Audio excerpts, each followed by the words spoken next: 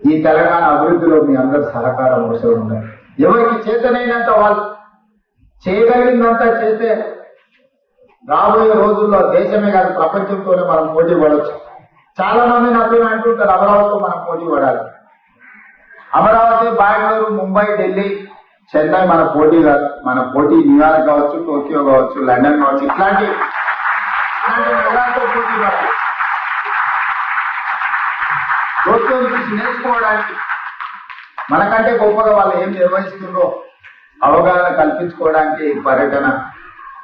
మీ అందరూ కూడా మీకున్న అవగాహనని, మీకున్న ఆలోచనలని రాష్ట్ర ప్రభుత్వంతో పంచుకోండి. ఎప్పుడైనా ఎన్నాళ్ళైనా మన సొంత ఊరు మన సొంత ఊరిని అభివృద్ధి చేసుకుంటే అందులో ఉన్న ఆనందం నేను చెప్పాల్సిన అవసరం లేదు, మీకు అందరికీ తెలుసు. అందుకే ఈరోజు ఇక్కడ ఎంతమంది మీరు వస్తారని నేను ఊహించాలి. మన వాళ్ళు ఉన్నారంటే తప్పకుండా కలవాలి. I wanted to create a platform for that, for industrialization.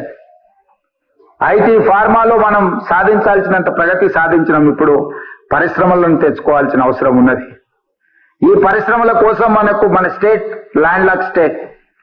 Because of land lock state we don't have any port. అందుకే మనము డ్రై పోర్ట్ తీసుకొని మచిలీపట్నం పోర్ట్ ఒకప్పుడు నిజాం ఉన్నప్పుడు మన దగ్గరనే ఉండేది. దానికి dedicated national highway railway line వేసి ఒక డెడికేటెడ్ డ్రై పోర్ట్ తీసుకొని ఆ పోర్ట్కి ఒక కనెక్షన్ ఇస్తే మనకు భవిష్యత్తులో ఆటోమొబైల్ ఇండస్ట్రీ వేగంగా విస్తరించుకోవడానికి అవకాశం ఉంది. ఇవన్నీ కూడా ప్రపంచంతో పోటీ పడడానికి ఈరోజు మూసీ రిజర్వేషన్, నిన్న జపాన్ లో ఉన్న టోక్యోలో ఉన్న మీ రివర్ ఫ్రంట్ ప్రాజెక్టు నేను చూసిన. యుఎస్ లో న్యూయార్క్ అండ్ న్యూజెర్సీ మధ్యలో హడ్సన్ రివర్ చూసిన. లండన్ లో థేమ్ రివర్ చూసినాం. సియోల్లో చూసి వచ్చిన. ఈరోజు జపాన్ లో కూడా చూసిన. నరేంద్ర మోడీ గారు గుజరాత్ లో సబర్మతి రివర్ ఫ్రంట్ కట్టుకున్నాడు. ఉత్తరప్రదేశ్ వారణాసిలో గంగా నది రివర్ ఫ్రంట్ కట్టుకున్నారు.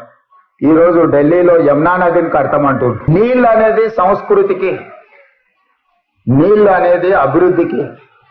ఎక్కడైతే నీళ్లు ఉంటాయో అక్కడ సంస్కృతి, అక్కడ నాగరికత పెరిగింది. ఈరోజు మూసీ నదిని ప్రక్షాళన చేసుకోవాల్సిన అవసరం ఉన్నది. ఈరోజు మూసీ నది ప్రక్షాళన చేస్తామన్నా, నాలాల ఆక్రమణలు తొలగించాలన్నా, చెరువులలో ఆక్రమించి కట్టుకున్న అక్రమ నిర్మాణాలను కూలగొడతామన్నా కొంతమంది అడ్డుపడుతున్నారు. మీరందరూ ఎక్కడి నుంచి చూసి ఉండొచ్చు. హైడ్రా కూలగొడుతుంది. చెరువు మధ్యలో నిర్మాణాలు చేస్తే కూలగొట్టకుండా ఉంటే రేపు ప్రకృతి మనల్ని క్షమిస్తుందా? ఈరోజు మీ టోక్యో నగరం పొల్యూషన్ ఫ్రీ సిటీ. మన దగ్గర పొల్యూషన్ తోని ఢిల్లీలో పార్లమెంట్లో, స్కూళ్ళు, గవర్నమెంట్ ఆఫీసులు అన్ని మూసేసింది. అంత పెద్ద నగరాన్ని నిర్మించుకున్న తర్వాత కేవలం కాలుష్యం వల్ల ఢిల్లీ నగరమే స్తంభించే పరిస్థితి ఉంటే మనం గుణపాఠం నేర్చుకోవాల్సిన అవసరం లేదా? హైదరాబాద్ నగరాన్ని కూడా మనం అట్లనే కాలుష్యమైన నగరంగా మనం అట్లే వదిలేద్దామా?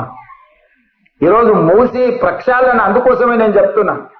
అందుకోసమే మెట్రో విస్తరించాలంటున్నా. అందుకోసమే రీజనల్ రింగ్ రోడ్డు నిర్మించాలంటున్నా. అందుకోసమే రేడియల్ రోడ్స్ నిర్మించాలంటున్నా. ఇవన్నీ కూడా తెలంగాణ పురోగతికి అత్యంత కీలకమైన అంశాలు.